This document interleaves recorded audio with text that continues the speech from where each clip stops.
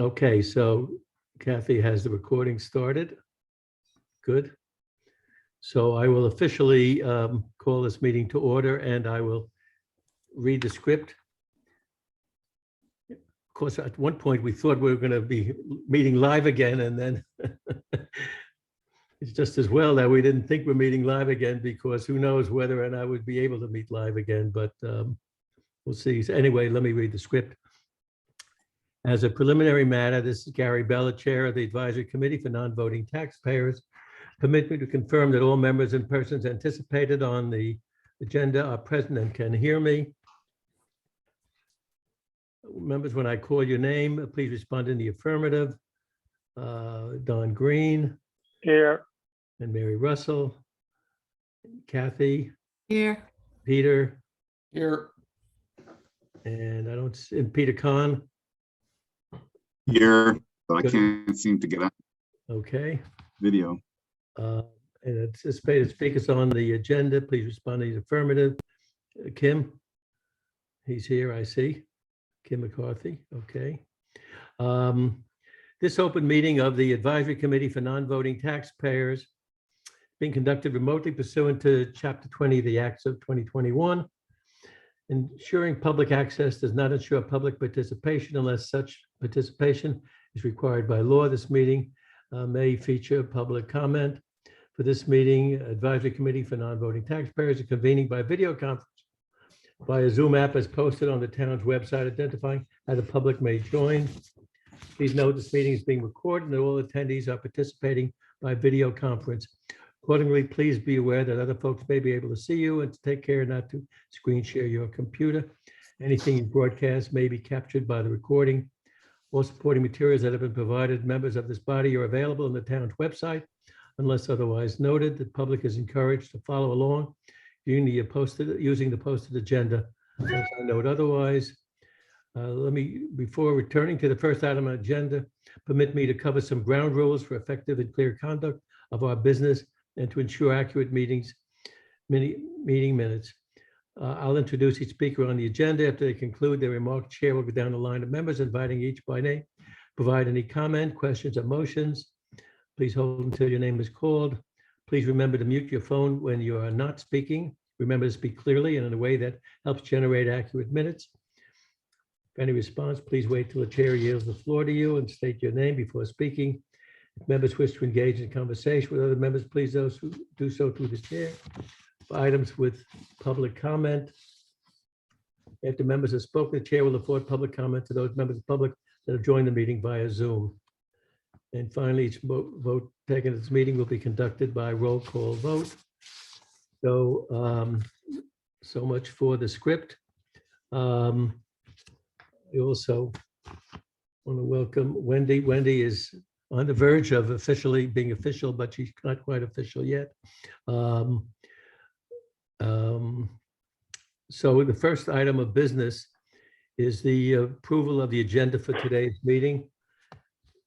Now, it says if quorum is present. I don't know if we have a quorum, but hands are up. Everybody, okay, that's approved. And the next thing is Kathy sent out the minutes of the last meeting. Since she was not at the last meeting, she reviewed the tape, and I see we have 3 pages of minutes instead of 2. Next time it'll be 2, but anyway, the minutes are probably fully inclusive of what went on last meeting. So can I have a motion to approve those? Peter, thank you. Second, all in favor? Everybody okay? Okay, so we have those 2 items done. So this morning we are privileged to have a new department head for the town joining us. It's a new position and an important position for the town. And Kim McCarthy is now the town's new diversity, equity, and inclusion officer. And he has a lot on his plate.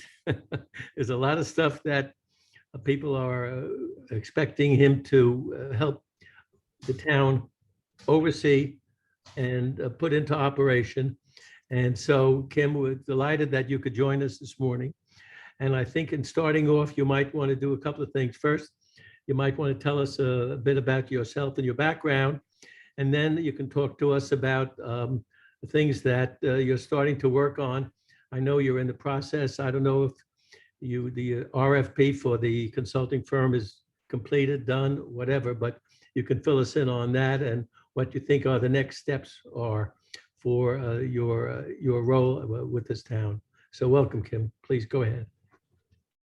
Thanks for having me, everyone, and good morning. My name is Kamal McCarthy, and I'm the Diversity, Equity, and Inclusion Director for the town of Nantucket. Kathy, thank you for arranging everything on all the email and correspondence. I appreciate it.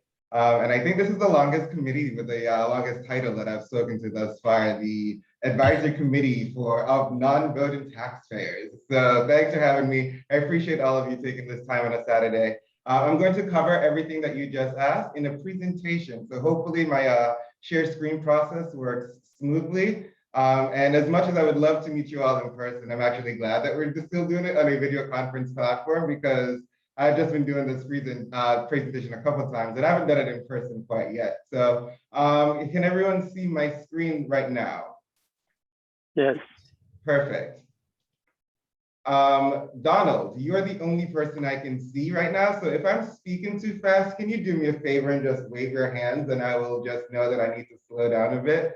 I tend to get nervous and I have to speak in front of crowds, which is surprising. So I'm going to get us started. Hopefully everyone can see that full screen now. And this presentation really is just about the Diversity, Equity, and Inclusion Office in general. And some part of that I'm going to tell you about myself, as well as just about what I'm working on and things about that we'll be doing in the future. So in the introduction, this is the agenda. I'm just going to, like I said, share a little about myself, give a brief history of when and why the DEI office was established. I'm going to go over some definitions because the terms diversity, equity, and inclusion are very loaded terms. So as someone who's in grad school still, definitions and brief histories are like always where you start off. I'm going to talk about the mission of the Diversity, Equity, and Inclusion Office, which was created just when I started the position with the help of some other town employees. I'm also going to share some significances. What are some of the purposes of the DEI office and things that I hope to be working on in my current projects, as well as my one-year outlook for the position. And a lot of these were, a lot of the things on this presentation I worked with other town employees to come up with as well too. And then the last slide is a question and answer and listening to the audience. But yeah, that is what it is. And there's a bunch of questions on the last slide that ask the audience for their input and participation, but don't feel obligated to do that. This is a Saturday and I do not want to take up too much of your time this morning. So just to tell you a little bit about myself. So I graduated from Nantucket High School as well as Bates, and I got my master's from UMass Amherst. I'm currently at Northeastern University working on my doctorate degree in organizational leadership.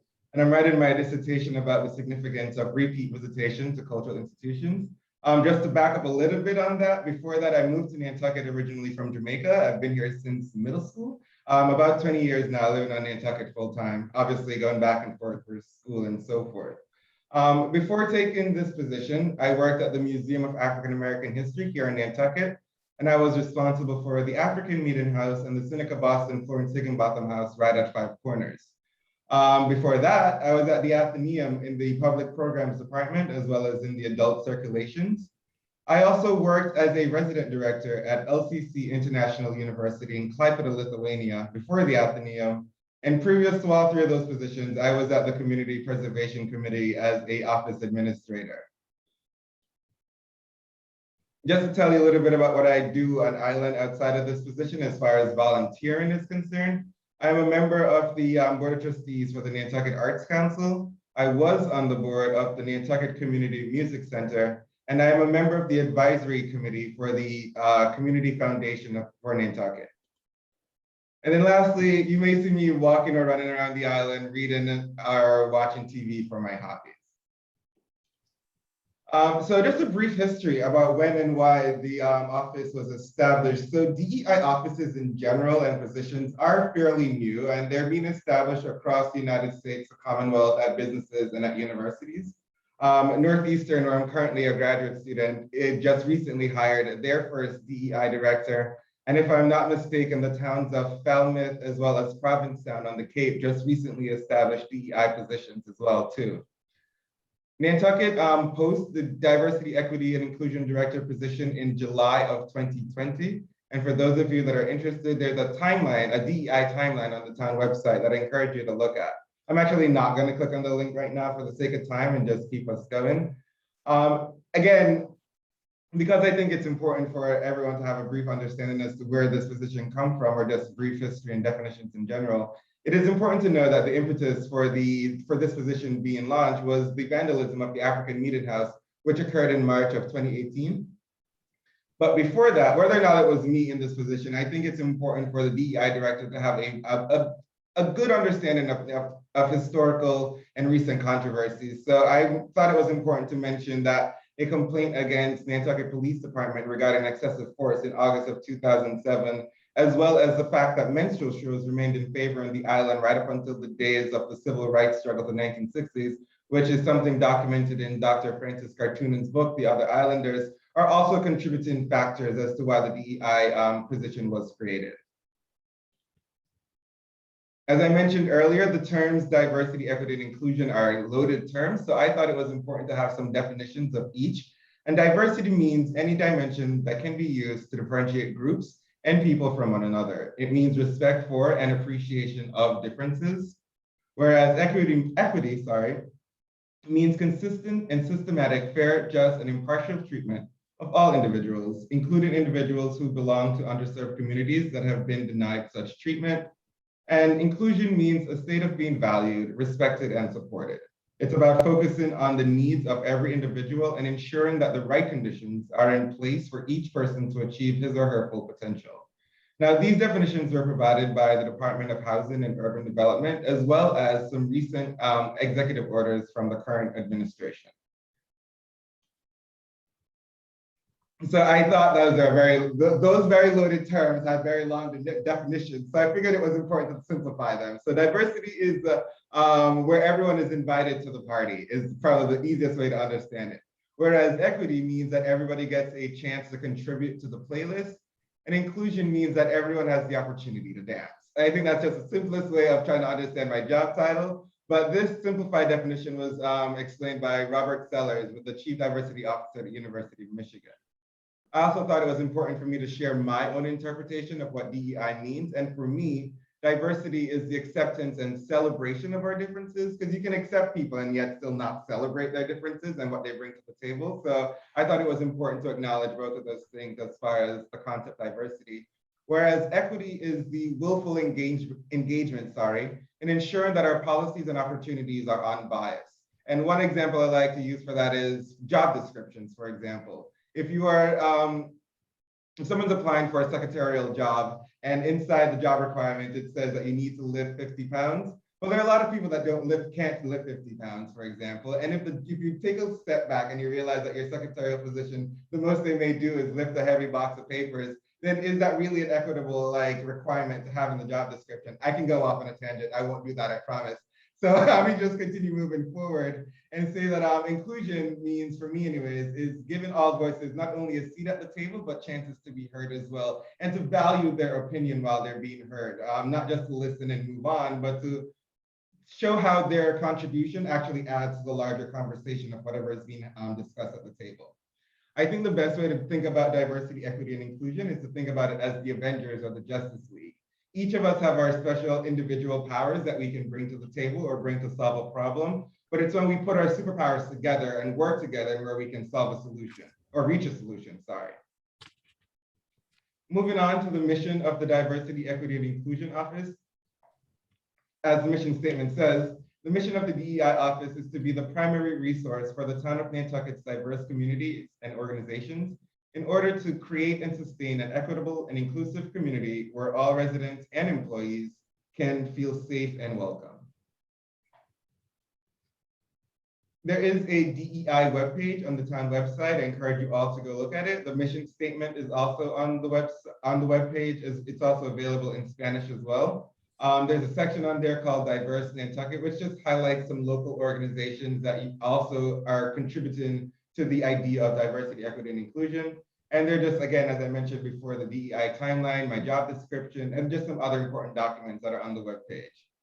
For the sake of time, I won't visit it now, but it's there and you're always welcome to visit.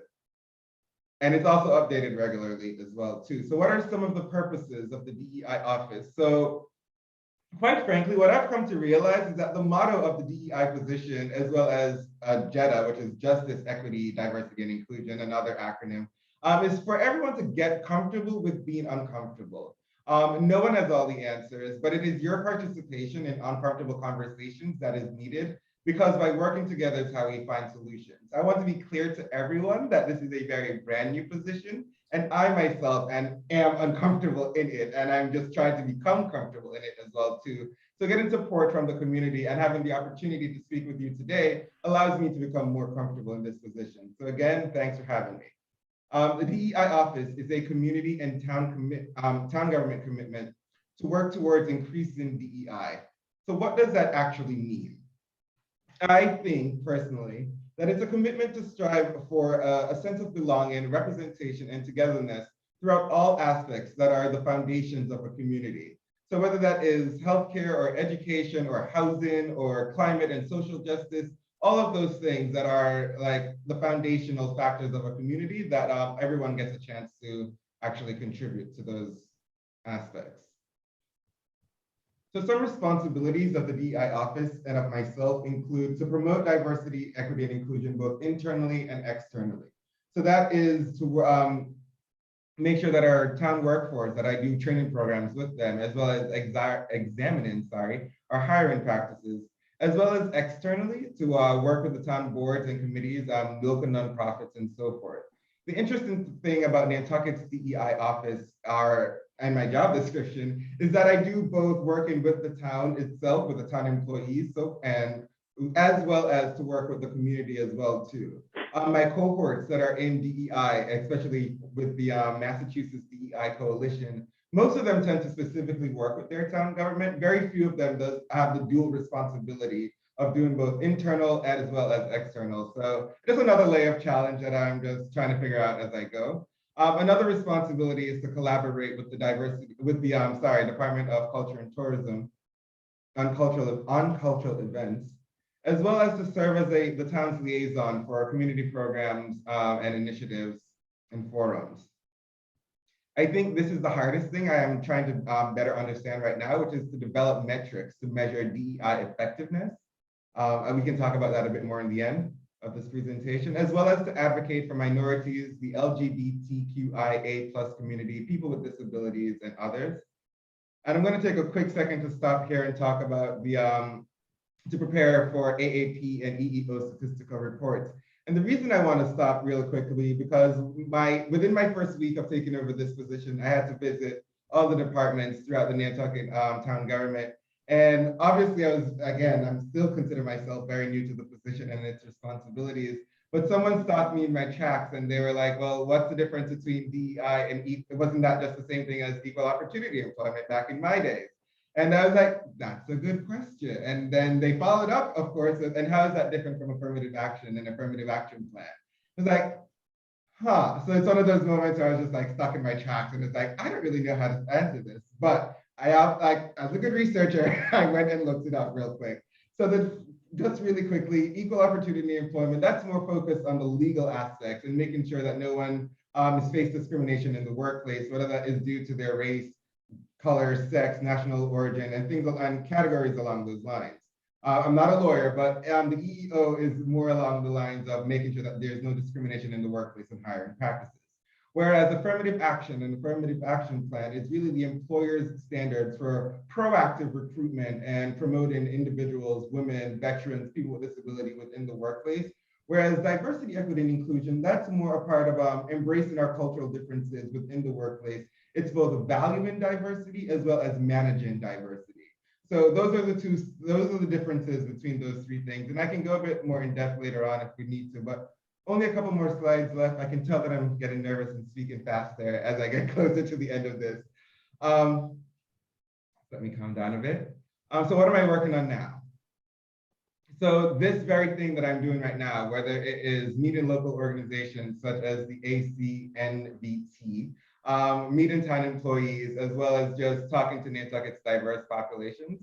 Most recently, I found out that there are what I ignorantly approached as Nantucket's Hispanic community or Nantucket's Latinx community actually has at least a minimum of 7 other cultures that are a part of that just category. And just learning that within itself has been eye-opening for me as already in this position. It's also to do a lot of collaborations. I've already mentioned working with the culture and tourism department, but also with the cultural district. I recently did a collaboration with the Museum of African American History and Nantucket's equity advocates to put on a Juneteenth event. And right now I am working on a lunch and learn with all town department heads. And we're talking about the book Micro Messaging and the significance of that concept in the workplace. I'm also providing a DEI lens on a number of different issues. So whether that's the recent Massachusetts police reform legislation or environmental justice, as well as internal investigations. Again, just making sure that the questions that are DEI focused are being asked in those discussions. And I'm just doing a lot of research and development as well too, of different books and organizations and webinars that focus on DEI that I can attend, and just to become more comfortable with the many different lingos and terminologies that are a part of this position. So some of my objectives for the first year, one thing that I'm continuing to work on is a listening tour. And it is really to just go around to hear the community at large, to get a better understanding of individuals' definition and experiences with DEI, as well as to gauge everyone's expectations for the office. I think this is important because my goals and vision for the office may be completely different from what the town and what town employees want the office to be focusing on. So by conducting a listening tour within the first year, perhaps even the first 2 years, I can get a better understanding of what the town and what its residents want me to work on, as well as Gary mentioned, participation in the DEI strategic plan. The review committee is just about at the point of picking an applicant, and hopefully we'll be announcing that at the select board's August 18th meeting on who the winning bidder is. And I will be working closely with that consultant throughout the entirety of developing the strategic plan, as well as to kickstart DEI conversations, just to talk to the island's diverse population, just to get a different understanding of just their experiences here in Nantucket. So for example, you can imagine a forum where we just have one titled My Journey to Nantucket, and quite frankly, anybody can participate in a forum of that title name. And just again, share conversations as to how you people ended up on the island, because again, Nantucket is quite a diverse community. And as I've mentioned probably several times already, just to become comfortable and to grow in the DEI role. So this is actually my last slide, the question and answer as well as listening. And I just wanted to propose some questions to the audience. You don't have to answer these right now. Feel free to just ask me your own questions, of course. But just to think about these long terms anyways. So do you think diversity, equity, and inclusion are important? What are some of your expectations for the DEI office and of myself? How has your organization incorporated DEI into your operations? And do you have any idea or suggestions on how to conduct diverse and inclusive outreach? And do you have any input on how you would measure the DEI success, whether immediately or long term? For those of you that may want to answer these questions but don't get a chance to do so right now, this is my contact information. Feel free to email me at any time or give me a ring. I'm usually in the office from 8 to 4. And feel free just to call me just to chat really about anything that you would like to work on in the future. And again, don't feel free to answer these questions right now. Thank you for your time. I'm going to end the slideshow and go back to stop sharing my screen and open it up to questions. Kamal, will you share these slides with us so we have all your contact information or somehow get it to us? Yeah, Sure. you're off. I'll make sure that I send it to Kathy. You're off. What do you see as the biggest sort of issue, confronting you? What keeps you up at night about, I mean, I know there's a lot of diversity on Nantucket, but there's also a lack of diversity on Nantucket. And I'm very much struck by it because I happen to be on the vineyard right now. And it's just a much more diverse population here. I went to a fundraiser last night in Oak Bluffs for Wes Moore, who's running for the Democratic primary in governor of Maryland. And there's just a lot more African Americans on the vineyard, who are part of the larger community. And I don't know how Nantucket got to be where it is, but I'm just struck by that, and just also just wondering what your thoughts are about, what your biggest challenges are, more with the population. I know there's also everything you have to do with the town and making sure that the workforce is diverse and things like that. And just by way of background, I was a partner at Deloitte before I retired, and I was one of the national and global leaders of their women's initiative. So very involved in, DEI efforts, although on the gender front. So, just have thought a lot about these issues as well. I know that's a lot to throw at you, and I will follow up with you and try to meet you, face to face. But I was just curious about what you see your biggest challenges are. So that's a great question. Thanks for asking it. I'm going to answer it with two different answers. You So go to mute. You can mute it. Can you hear me? I apologize. Oh, okay. I think my two biggest challenges are, number one, as far as professionally in this position, it's being taken seriously. I think that would be my biggest challenge as far as me as an individual. I think my biggest challenge out in the community is, as you mentioned, is to having an opportunity to, that sense of participation and belonging, that sense of having diverse communities know that they are a part of Nantucket's community as well. So whether it's running for office, joining committees and boards, or helping them to put on social events that acknowledge their own culture and where they came from as well too, if that is what they so choose to do. But for example, Nantucket has a very active and vibrant Bulgarian community. And how do you reach out to that community to get them a part of the larger Nantucket community as well too?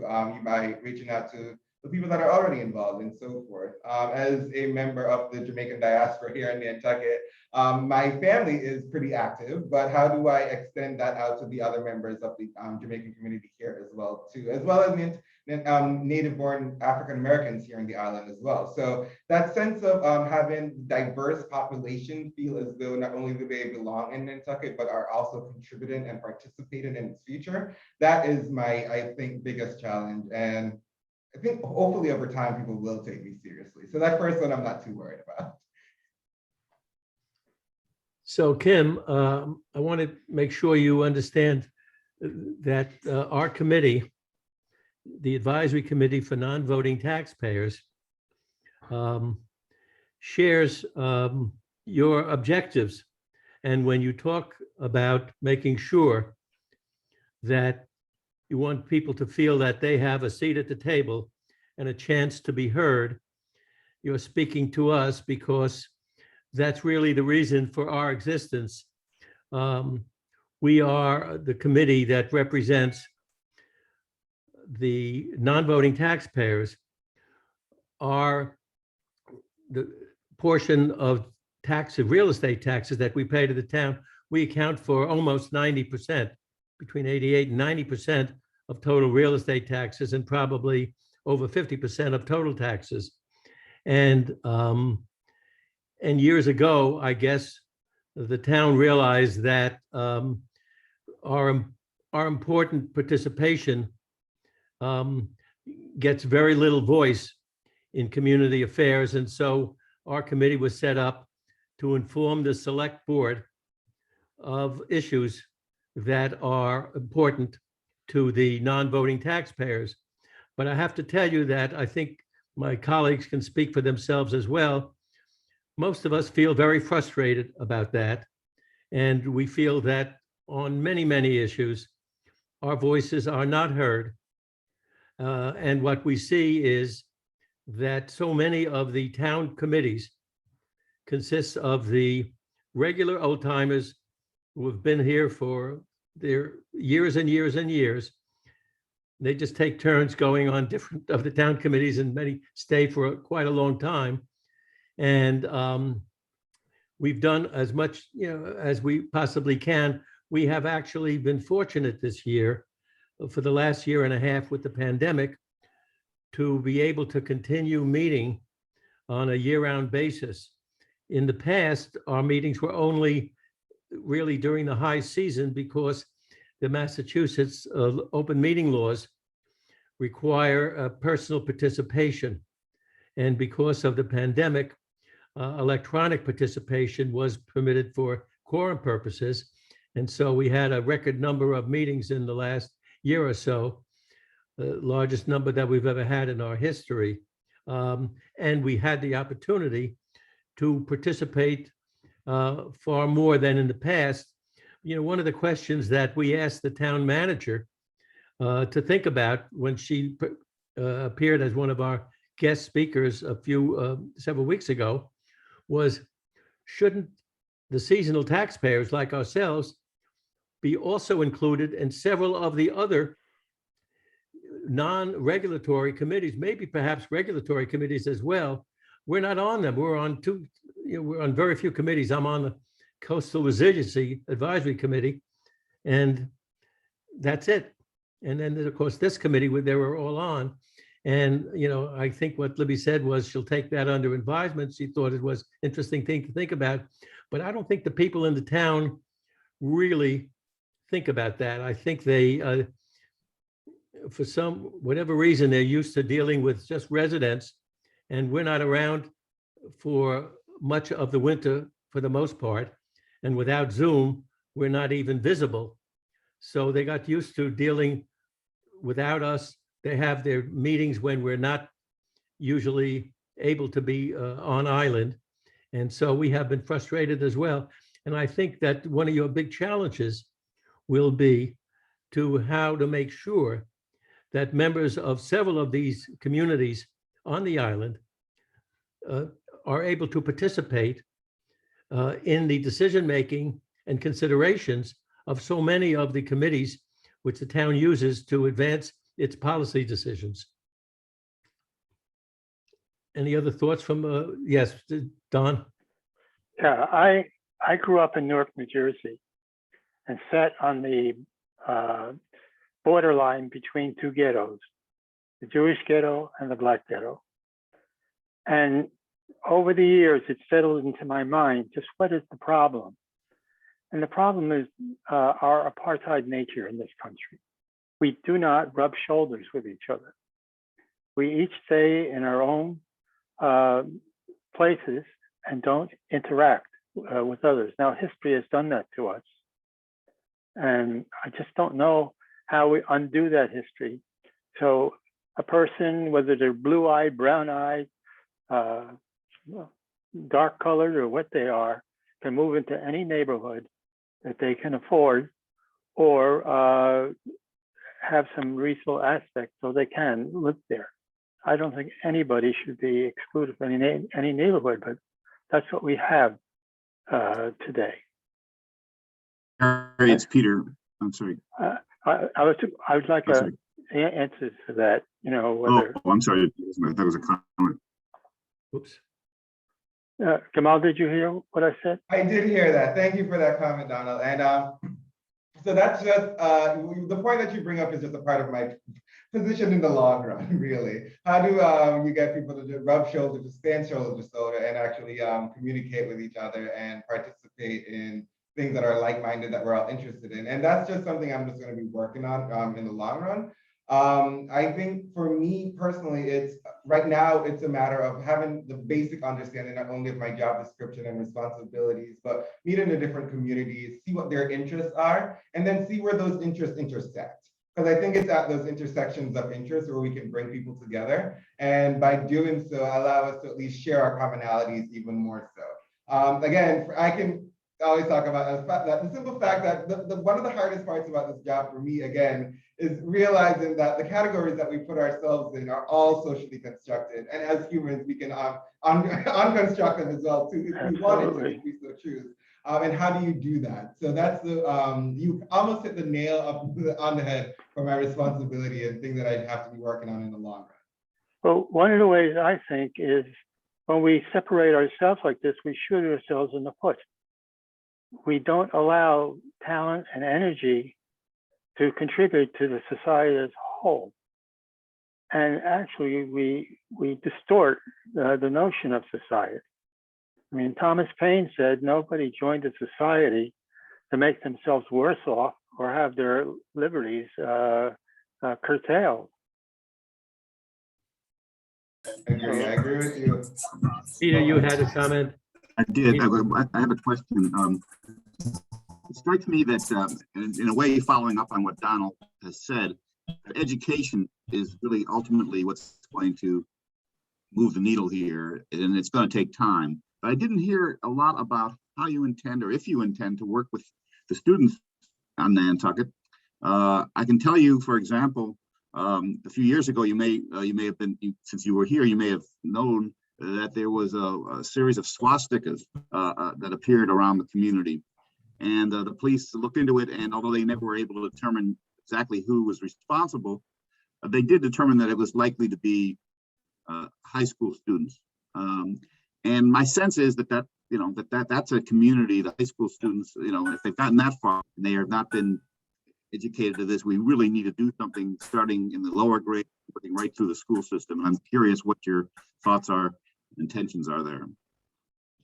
So my thoughts, Peter, great question, and thanks for asking it. My thoughts are two things really quickly. Number one, the DEI office is adjacent, I would say is the best answer, the best word to use, to the high school. So I have met with the superintendent, as well as just been in communication with different teachers that are active in the high school itself. I believe, if I'm not mistaken, that the high school has an anti-racist, anti-biased student-led group, as well as the faculty within itself also has something similar that they're working with. And I've already started several conversations just about how to make the school itself more inclusive.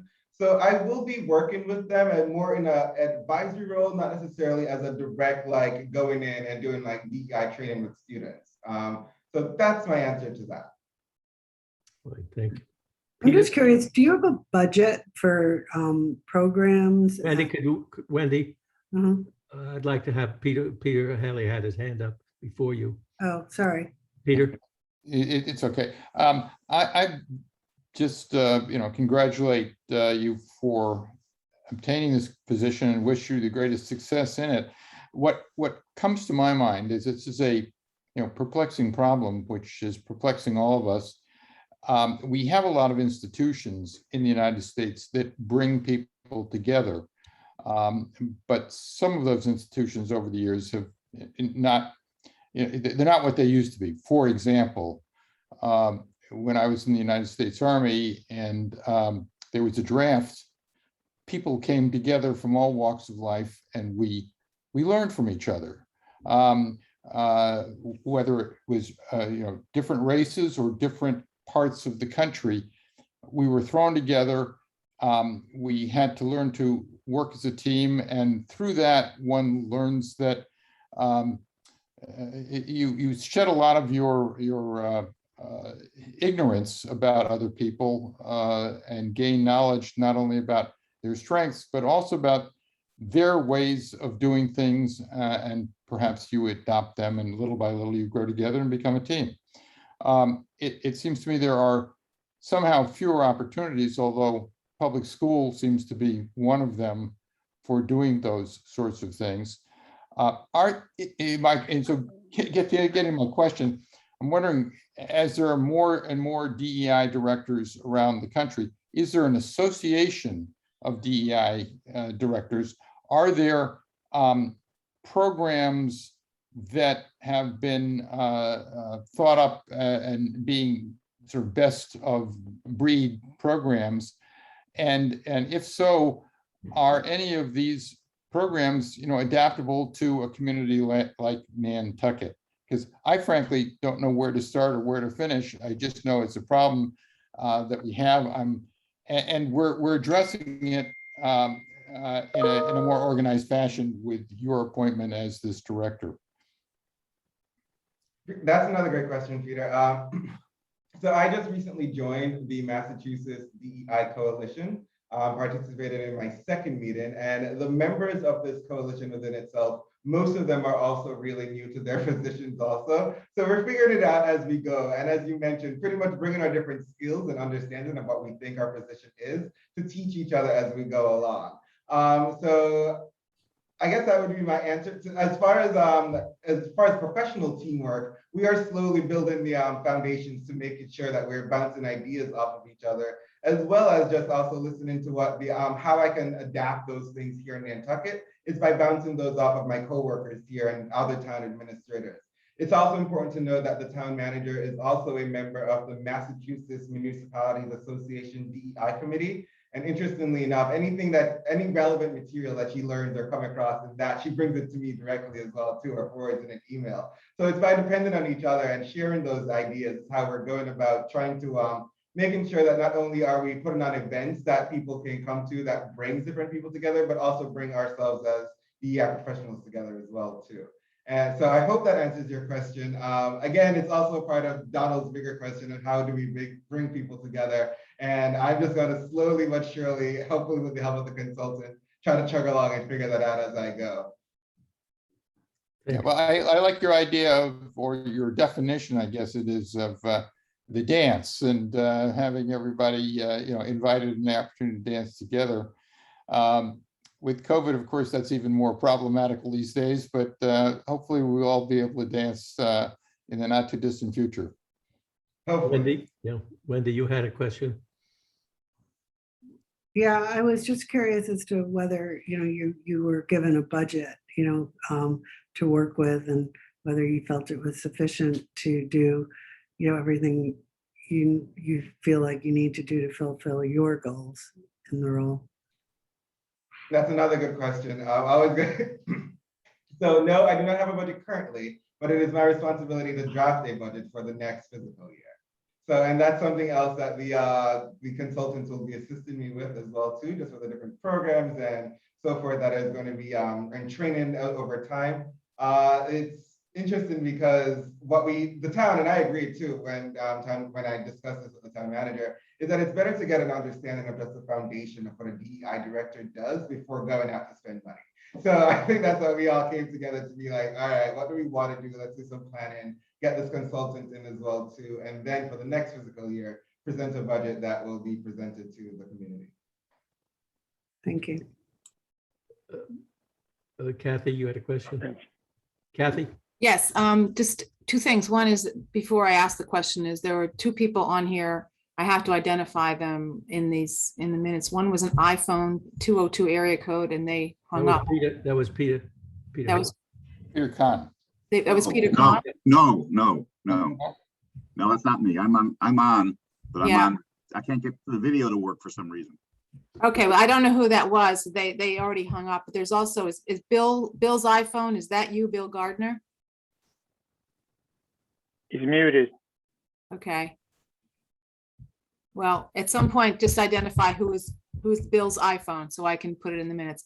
So my thought on this, and my question was, I remember noticing, I think this information that we got a little while ago on the diversity of the schools right now, and looking back on what the diversity looked like 20 years ago. And I think it's astounding, the diversity in the school system right now, which reflects the diversity of the families that live here year round.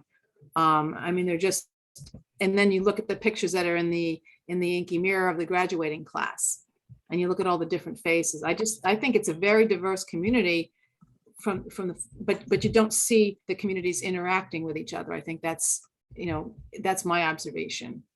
People still are going their separate ways. Is that what you see too as well? So yes, I have noticed that there are silos, and I think there's just going to continue to be silos, and there's not necessarily anything that that's a responsibility to solve. I think it's more and I think I mentioned this earlier, having the opportunities or given chances for people to come together. So how do you break down these silos and just everybody lives together, kumbaya? I don't think I'm going to do that within this position, but I'm going to do my best to at least give us the opportunities, again, whether it's having events about Juneteenth or having events about Indigenous Peoples Day that is coming up, and having that conversation with people as to why we're no longer going to refer to it as Columbus Day and instead Indigenous Peoples Day, and going from there and having those dialogues and hear what other people say. There are going to be many people that I know for a fact that are not going to like that idea. And how do I just take that with a grain of salt, continue doing my best with the teaching and education aspect, which Peter mentioned earlier, and just chug along going forward and invite people to join the train and making sure that the caboose is really slow so that people can hop on at the end if they really want to. Thank you. Don, you had a question? Yeah, to be more concrete and get into the suggestion sort of area that back a few years, a group of us sat and had dinner in an Amish household, and we learned a lot by seeing how other people live. And same thing happened when I had a trip to Spain, and even younger. When I don't know, I'm speaking out of turn, but I think very few people of my skin color ever step into a Black household and actually see how they live. And I had a friend in Southwood, and when I went home to him, all the prejudices that have been filled my ear about how the Black people supposedly live went out the window. Now, 2 working people, a house is neat as a pin. I mean, we had been told a lot of fabrications in my life, and the only way to break them down is to get people there. And I know there's a Jamaica Day here on the island, and maybe it could be more widely advertised, so a larger group is invited to it. In fact, I think they have a dinner just about every week, don't they? Not that I participate in, but they may do. I'm not 100% sure about that. But you do bring up a great point really quickly that I'll just address. And it's that just inviting someone into your home can be a very powerful thing. And one of the things that I learned from being at the Museum of African American History was that by bringing people into the historic Boston Higginbotham House here in Nantucket, which has been owned by a Black family since the Boston family since 1774, is that people, and it's stayed in the Boston family until the Higginbothams took it over, is that it really changed their mind as to how African American family lived historically here in Nantucket as well too. So something that you just brought up right now is just having me, again, one of the things that I come up with is just ideas. So perhaps, as you just mentioned, visiting that historic home in Nantucket, looking at a generational home for a family that is still here because neither members of the Boston or Higginbotham family are on island, as well as potentially doing a program that involves a more recent, perhaps even Jamaican household at my parents' house. And just looking at those 3 different households over time, working with like the Nantucket Preservation Trust or any other organization that is just interested in housing here in the island. And Donald, I'm just taking your idea and expanding upon it right now in the moment. So I apologize if it's not making sense. But again, it's the idea of bringing people into different homes and here in Nantucket that allows them to see how our neighbors are living and how they live as a family within inside their roof. So I think that's a great suggestion and something that can definitely be built upon in the future for sure. And I would say vice versa. People of different cultures coming into, together. Absolutely. Food seems to be a universal way of communicating. I've been getting that a lot. Any other questions here? Okay, well, Kim, thank you very much for joining us today. You have a large task in front of you, but it's a worthwhile endeavor. And, there'll be a lot of focus and spotlight, so hopefully you'll get both the attention and the funding that you need to really change the way people think and react on the island. It's not so easy. People are fixed in their ways of doing things here, as most of us have found. But over time, people listen to reason, and we're all hopeful that your role will prove to be quite successful. And if there's anything you think that we can help you with, we seasonal folks, by the way, we seasonal folks are here for not just 2 months usually. Some of us are here for 4 months or 6 months or 7 months or even longer than that. So we're just non-voting for the most part for various reasons. So anyway, thank you very much for joining us today.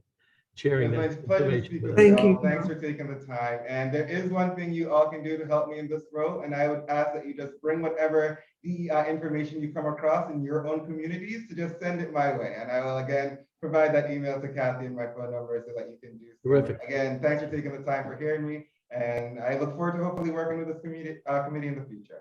Thank Thank you you. very much. Thank you. Take care. Bye-bye. So I promise you all that we All right. finish our meeting today at 12, and so we have an extra 5 minutes to go. Our next, do we have has any of our potential speakers responded to our invitations for the next meeting is scheduled for when? What's 2 weeks from today?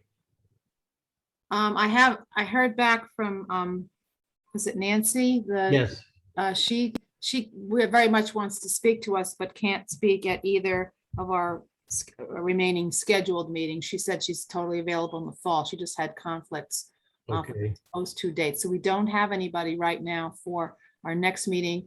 We have the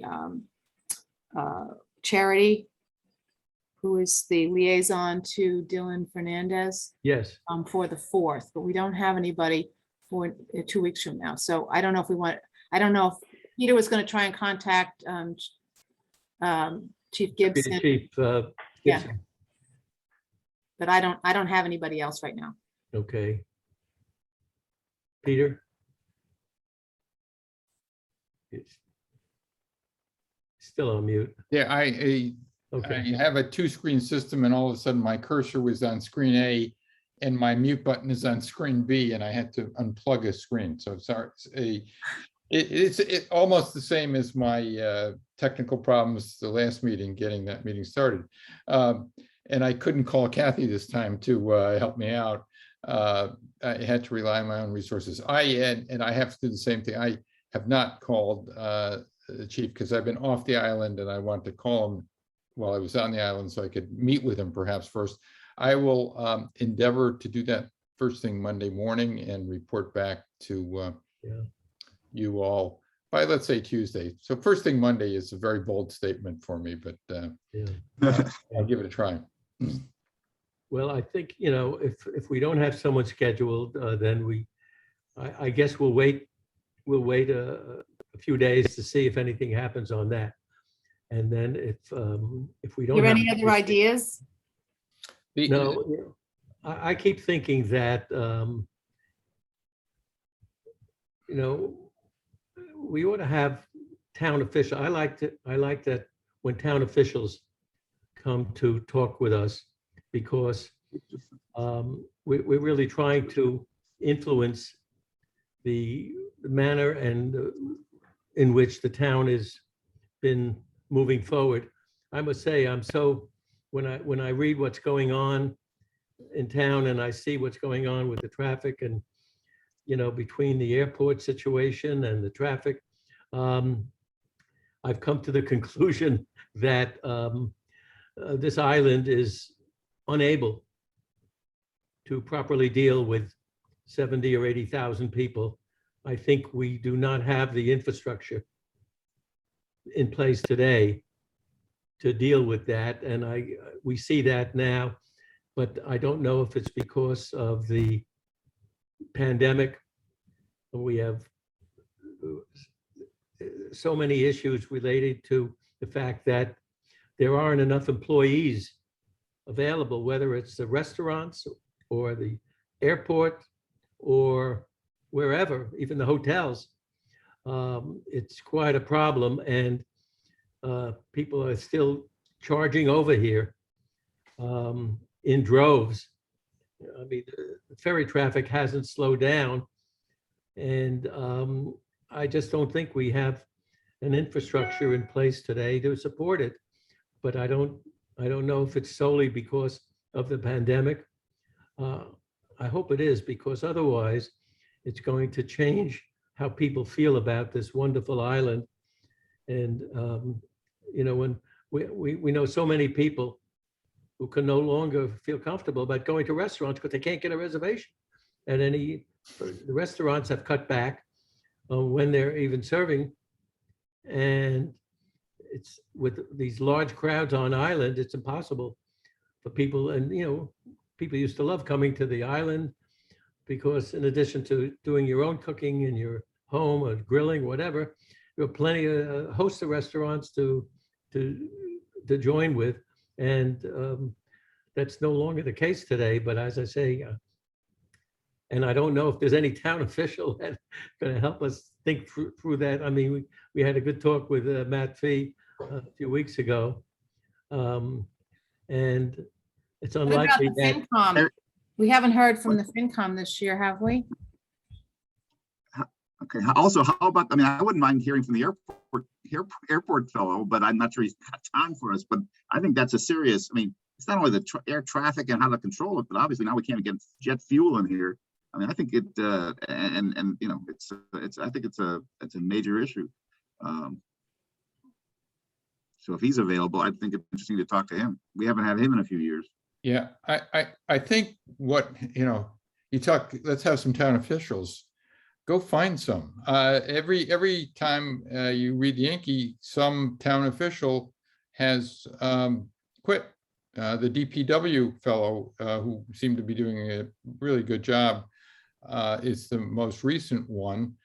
And we're, from my 50,000-foot viewpoint, what you have, pandemic or no pandemic, is you've got incredible increase in demand here.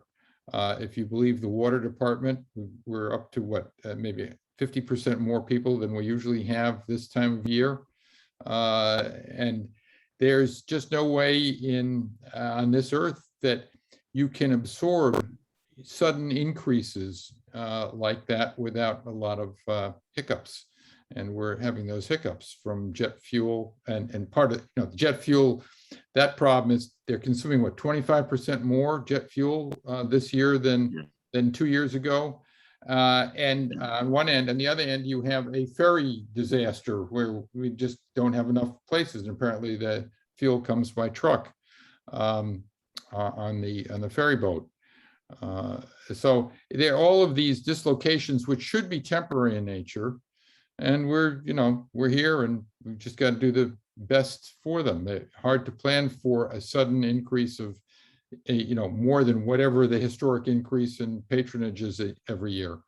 So this is one where we all have a part to play by just, urging and being patient and being civil so that people don't quit, because not only is the pay kind of tenuous, and the housing is terrible for people who work here, but all of a sudden, the people that they're supposed to be helping are not very gracious toward them.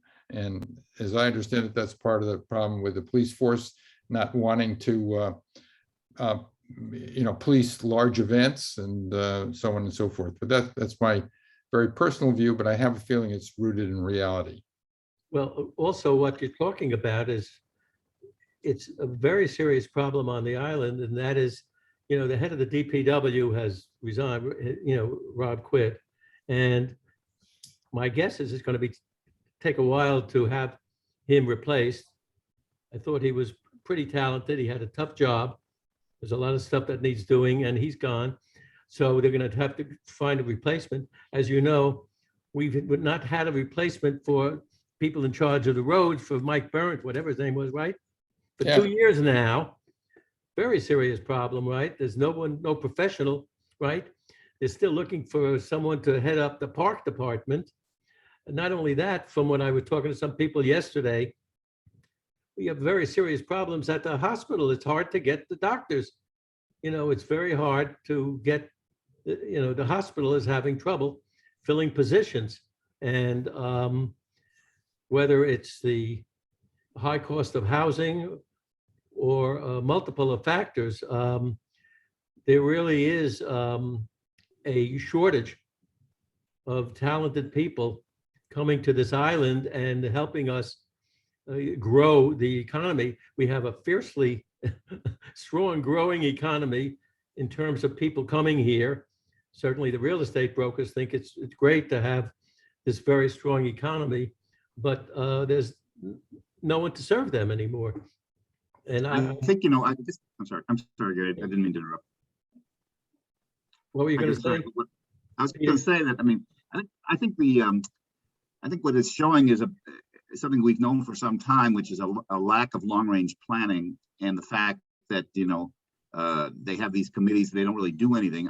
I think we either we need to, or we need to get the town to invest in some, strong, and there are some very good ones out there, consultants who can work with you on a long-range plan to deal these kinds of issues.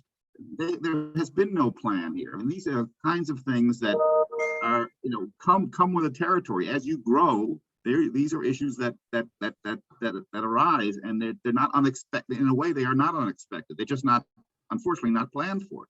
And as a result, when they do come, we're behind the 8 ball.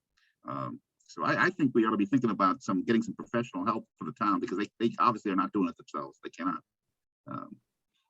So how do we introduce that? Well, I think what we might, Peter, I think what we might do is we might investigate, who are the best consulting groups that deal with this kind of work, and talk to them and sort of, see who we would recommend, and then put them in play, and give them, and then encourage the town manager to meet with them, or Fee or somebody else to meet with them and see what could be done. But I think that's the only thing we can do. But I do think I don't know, that's just my feeling right now. That's one thing we might be able to contribute.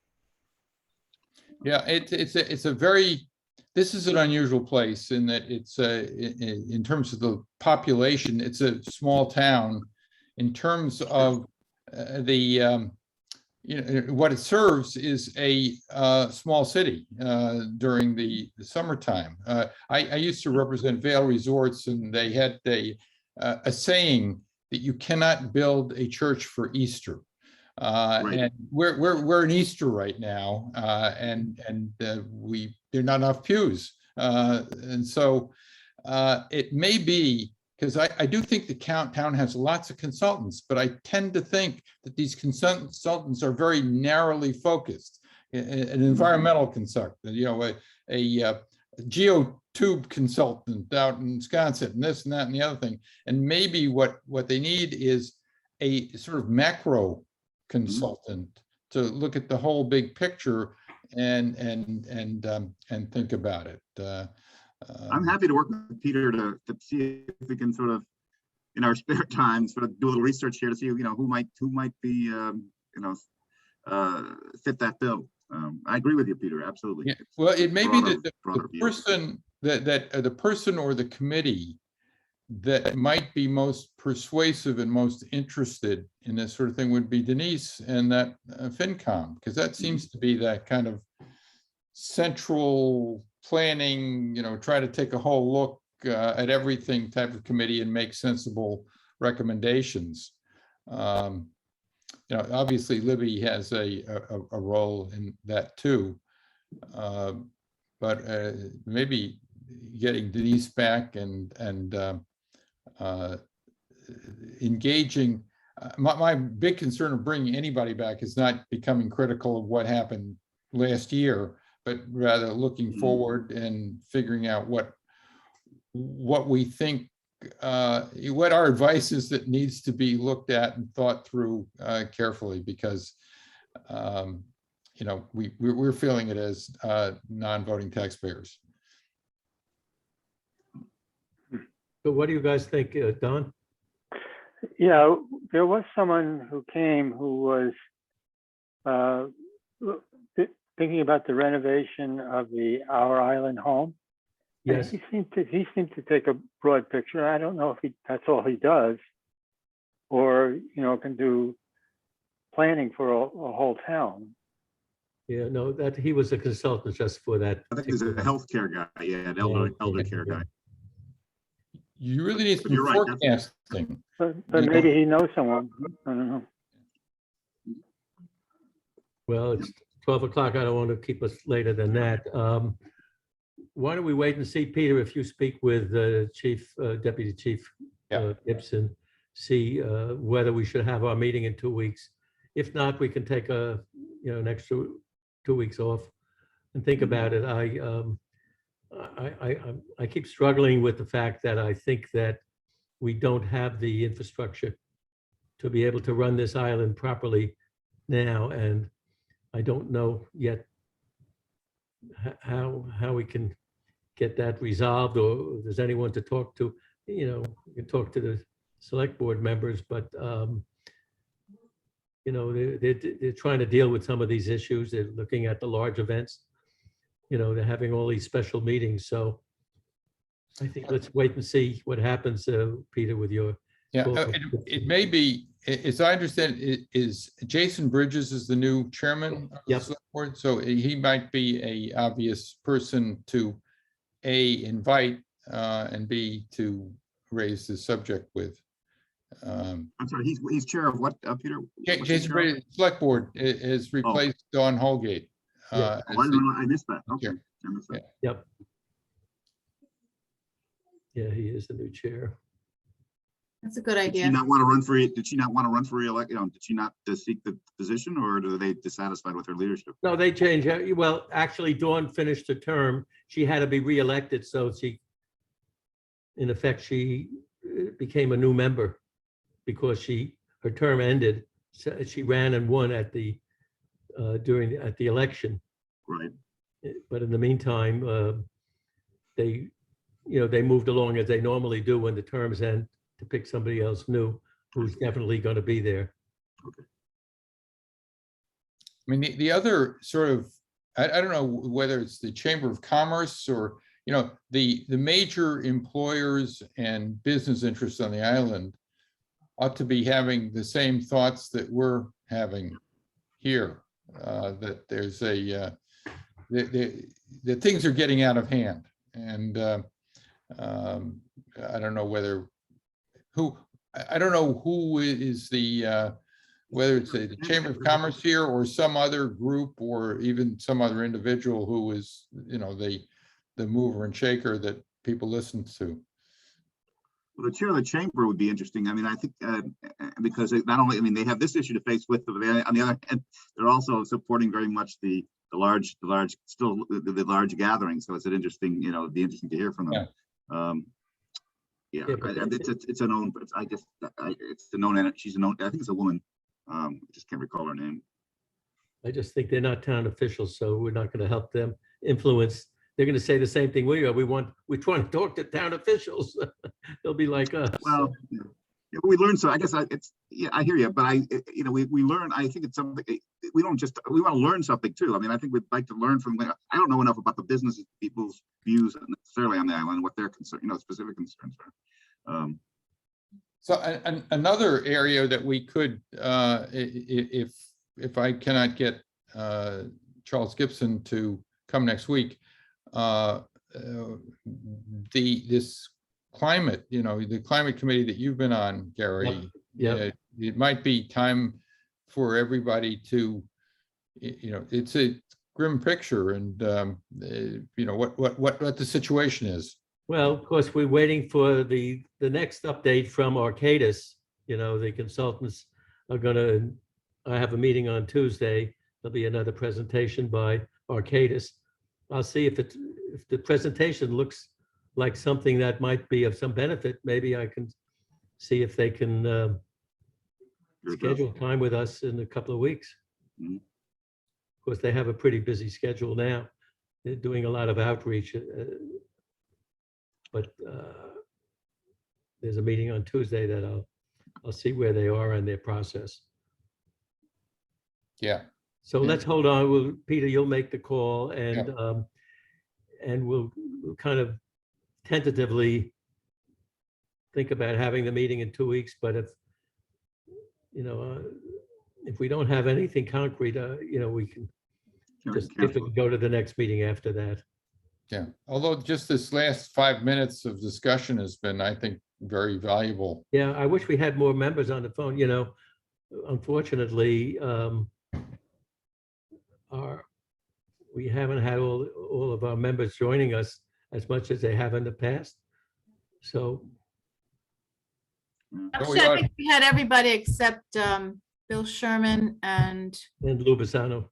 Lou Bassano and Sue Matloff. That everybody else was on. They haven't, they haven't been coming. I mean, Sue and Lou and somebody, they have just never been coming this season. Yeah, I'm surprised that Bill Sherman didn't join us because he told me he's on. I did join you. Oh, good. Oh, that's Bill. Oh, that's the Bill. Bill's iPhone. Why are you so Okay. quiet, Bill? Speak up. I'm listening, and I think you guys are sorting things out, but just as a comment, We need your wisdom. We need your wisdom. you're kind, thank you. I just argue that the town has a lot of competence in its long-range planning. And if you want to focus them on issues like the excess of people showing up on the island, they're already mindful of that, and it's just a deep problem what to do about it politically and so forth. Yep. So I don't think we need new consultations from outside. We just need to encourage more focus on the problem that you are speaking to. Thank you. Yeah, I'm very impressed by the administration that the town has and the employees in it. I'm concerned, as I said before, about the disappearance, the people quitting because they either have better opportunities elsewhere or the environment is just not to their liking currently. But when I speak to other folks about the problem, there is this feeling that too many people are putting their head in the sand and talking about restricting people coming to the island, which you can't really do, instead of dealing with how to make the experience here better, which is something you can do, but people are resistant to doing it, i.e. the traffic problems and things like that. Primarily an issue of money. Yeah. Okay, well, it's now almost 12:15, and let's wait and see what happens with Peter's call. Yeah. Okay. Okay, motion to adjourn. So moved. All in favor? Aye. Thank you all for Aye. being Aye. here. Take care, Thank you. everybody. Stay safe. Thanks. Thanks. Bye-bye. Bye-bye.